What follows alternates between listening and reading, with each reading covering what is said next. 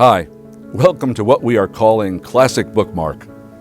When we started shooting these interviews in the spring of 1988, we had no idea the show would go on for 30 years, with over 400 episodes. To celebrate and mark this achievement, we have selected 15 shows. Choosing was difficult. Most of the writers chosen, like Horton Foote and Ray Bradbury, are deceased. Others, like Toni Morrison, the Nobel Prize winner, are perfectly well, but I do not think we will be lucky enough to have them on the show again. We purposely did not include some bookmark favorites like Rick Bragg, Winston Groom, Sina Jeter Naslund, Brad Watson, Daniel Wallace, Michelle Richmond, and others, since we plan to visit with them regularly in the future. Viewers will notice that the technology has improved considerably in 30 years. We've cleaned these up the best we could. These first 30 years have been a lot of fun. I hope you enjoy watching these as much as I did making them.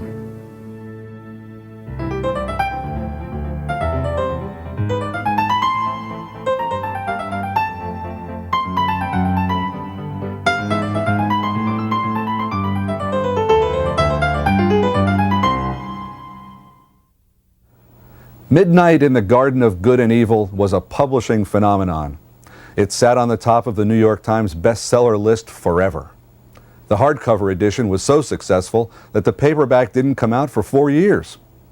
John Berendt's cast of Savannah's eccentrics, the Lady Chablis, Jim Williams, the inscrutable antique dealer, captivated the American reading public. The book, which is based on an actual murder and the trial that followed, reads like a novel.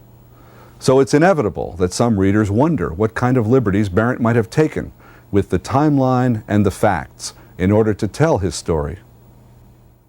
The basic thing is that I went to Savannah to write the book after my first visit 3 years earlier. I went to Savannah to write the book after Jim Williams had been tried the second time. Actually, I first back up a little bit. The first time I went to Savannah, he'd been tried once and convicted, and this was a couple of weeks later that I met him. And I wasn't there to write a book, but I spent an evening with him in Mercer House exactly the way I described in the first chapter of my book, which supposedly happens before the shooting. But he told me stories that had nothing to do with the shooting. He told me lots of stories. And I simply made that evening.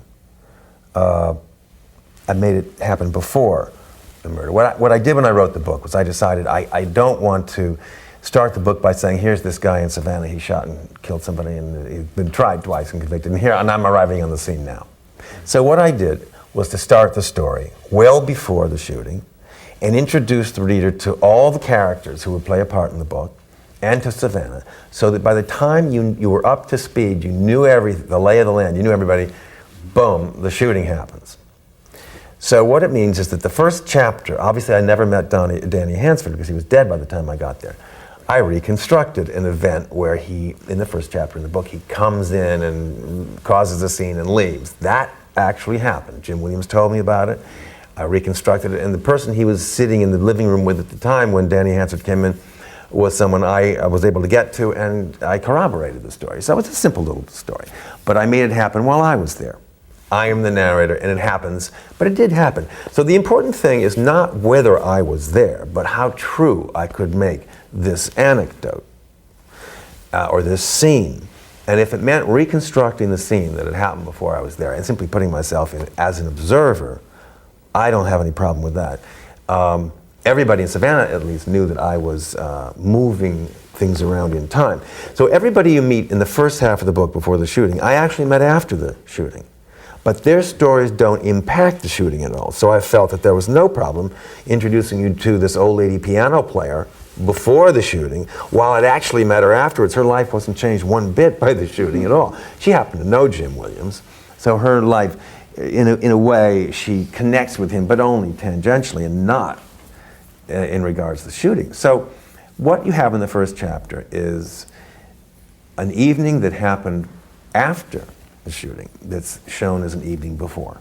Yeah. And are there purists who get grumpy about this? No, most of them can understand that. Sure. They think, well, see, even writers who are not nonfiction novelists will do something like that. They'll take a conversation. For instance, suppose you were to write a piece about our conversation, but instead of having me sitting in this chair, you're walking with me through Savannah, and I'm saying the very things I said in the chair. Now, that's not absolutely accurate, but the sentiments that I express, the things I say, will be out of my mouth and taped.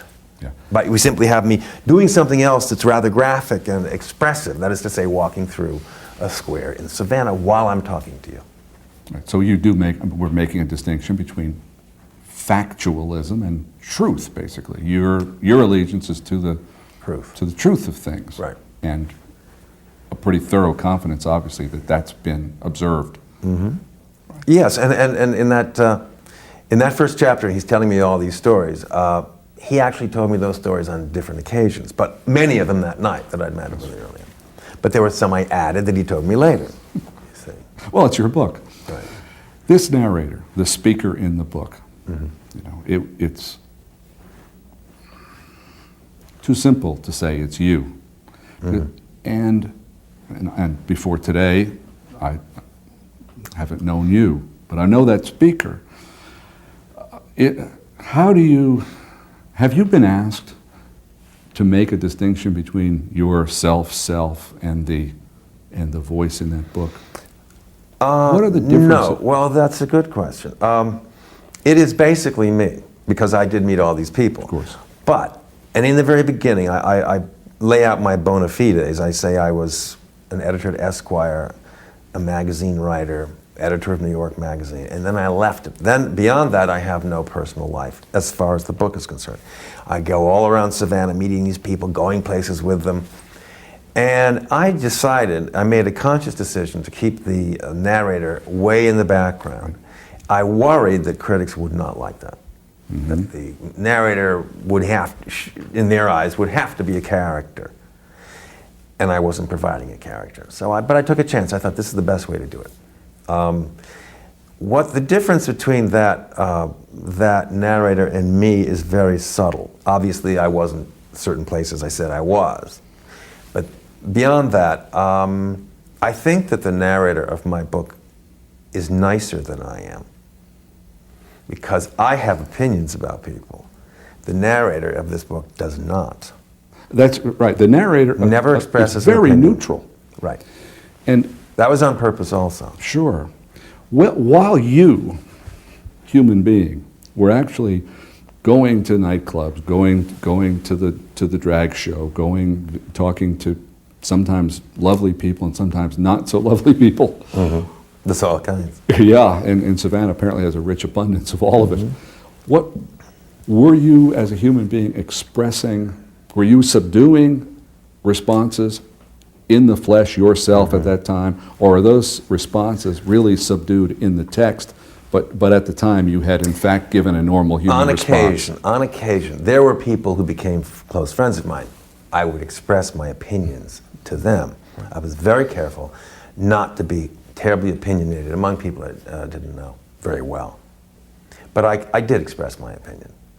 However, I decided that this is a New Yorker coming to Savannah, and the suspicion would be that this New Yorker would be a snide individual who would make fun of these characters, and I thought I wasn't going to do that. I would not use colorful adjectives that made it clear I was sneering at them.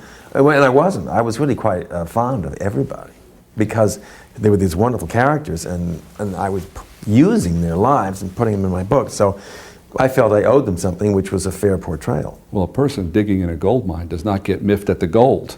Right. These were treasures, all these real people. And so I didn't express an opinion. So that's the difference between me and the narrator. There's subtle differences. I think there is a moment, there are a number of moments, but I think there's one moment in particular when the irritation of the narrator peeps through. Oh, sure. And I think the moment is when the Lady Chablis crashes the black debutante ball. Right. I could not very well describe that without having some response, since it was a fairly remarkable occasion for me. I have given a lot to be there. Yeah, it was, and I knew I was becoming more of a character in that one spot. Right. I'm surprised. I mean, that didn't surprise me at all. I mean, it was a perfectly human response. Yeah. Oh my God, this is going to be a mess. But I was, at the other end of the spectrum, I was kind of perplexed at how you managed to stay so neutral in the conversations with Williams. Well, you know, You when don't he seem to make any, I mean, not only a matter of judgment, but you don't, that narrator, that persona in the text doesn't seem to make any response at all, except very nice cufflinks, very lovely painting. There are a few edgy remarks that the narrator makes. For instance, when Jim Williams is more or less confessing to me that he'd lied in his first two trials, that in fact Danny Hansford didn't have any gunshot residue on his hands because when he picked the gun up it jammed or it was on safety. This was, he said he was going to change his testimony. Right. Well, I knew this was ridiculous, that he was simply changing the story to accord with the big problem with the evidence, which was that Danny Hansford did not have any gunpowder residue on his hands, which meant he hadn't fired a gun.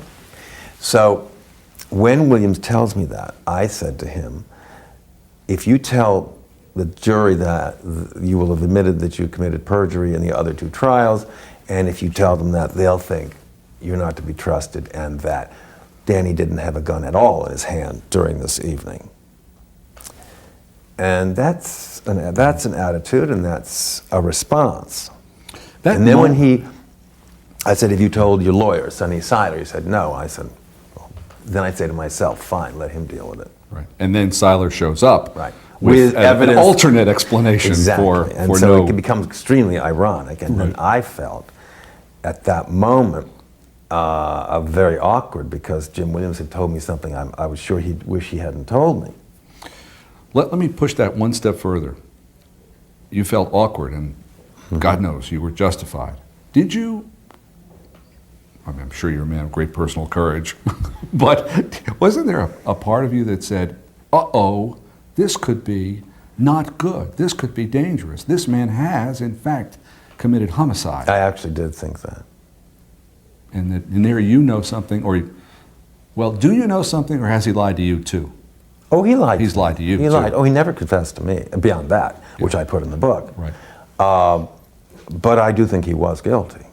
And I didn't express that either in the book. Right. In the movie, it seems more that he's guilty. Guilty of what? What's the murder proper rather crime? than self-killing for self-defense. The big question, everybody knew that, and he admitted he shot Danny Hansford. Right. The question was it self-defense? Had Danny Hansford fired twice at him and missed, and then Jim fired and killed him, or had Jim just shot him? Mm-hmm. One is self-defense, the other's murder, and that's what all the trials were about. I don't think it was self-defense. Do you think that I think Danny was acting up. I don't think he had a gun in his hand. I think he was, he was drunk and stoned and kicked in the television set and grabbed Jim and threw him up against the wall. And then he grabbed this mug and he said, this mug's about made up its mind to go through that painting over there. And that's when I think Jim shot him. Was Jim Williams overcharged with a charge of first-degree murder? The feeling was that he was overcharged because it was more or less manslaughter or unpremeditated murder, however you... Murder in the second degree. Murder 2 or something, Yeah. yes. However, because he had moved the evidence and faked the shot from Danny Hansford, it became murder 1. That's what the DA's theory was, that he had to charge him with murder 1 because he tried to cover it up. And the characteristic of manslaughter is that you're so horrified it's happened that you don't try to cover your tracks. You just simply say, my God, what have I done? And then It's not first-degree murder. you plead, and the court case goes a different way. Yeah. Temporary insanity, provocation. Or I was afraid he was going to grab a gun because he's been known to grab a gun. We'll chase around you and Savannah a little bit, but more specifically, your picture of the legal, the district attorney, the police, the forensic lab, the whole business of how the police handle evidence and the body and so on, it looks to me very unflattering. Did you come away from that experience thinking that that the police basically had handled this very poorly? Yes.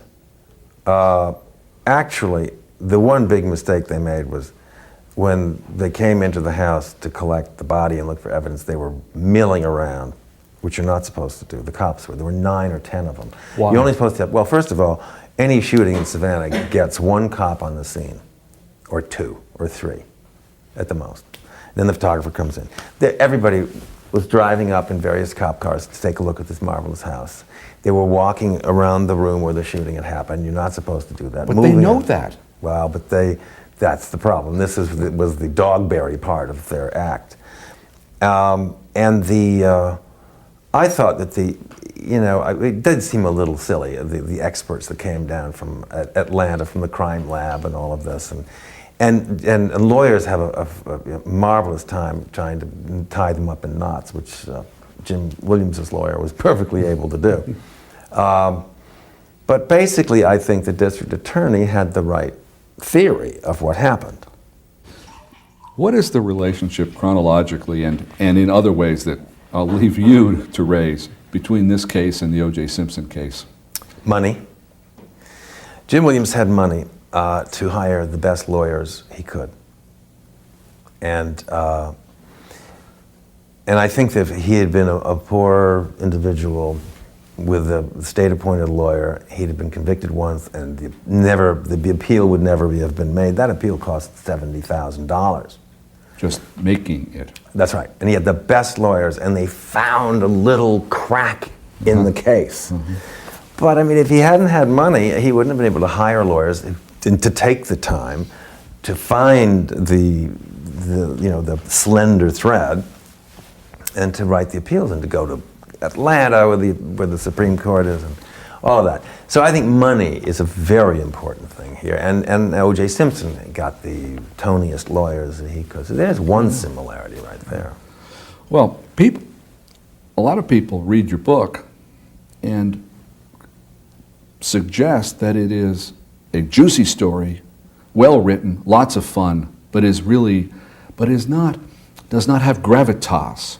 And what I'm trying to suggest is that read from some particular points of view, it rather does. And one of the places is the intersection between the affluence of the defendant and the amount of justice, or the amount of attention, at any rate, that defendant is going to get. Exactly. Do you, when you were writing and your book was nearing completion, I mean, did you have it in your head that there were things in this book that weren't funny and that weren't necessarily so entertaining, but that were serious business? Oh, absolutely.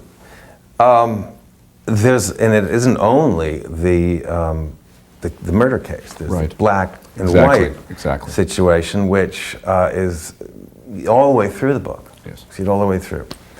And again, I didn't express an opinion, but by choosing certain characters, by choosing to write about this anecdote or that scene, or devote a chapter to the Black Debutante Ball, I was making a comment. Mm-hmm. And by selecting which quotes I would use, I was making a comment. It was more subtle than had I banged the reader over the head. But there's the black and white message there, for sure. There's also a sort of cultural portrait of Savannah that I draw, and that would have some kind of gravitas. I think you can, there is a lot of humor in the book. Yeah. There's also an interesting picture of Jim Williams creates this interesting picture, not with the murder is not important, but he was a self-made man, came to Savannah, he was known to be gay, but he was not flamboyant. The society there congratulated itself on accepting him. And it got to the point with his successes. He moved into the grandest mansion in town. He gave what became the party of the year every Christmas. Yeah. And the very cream of Savannah society was happy to go as his guest to his house for this party.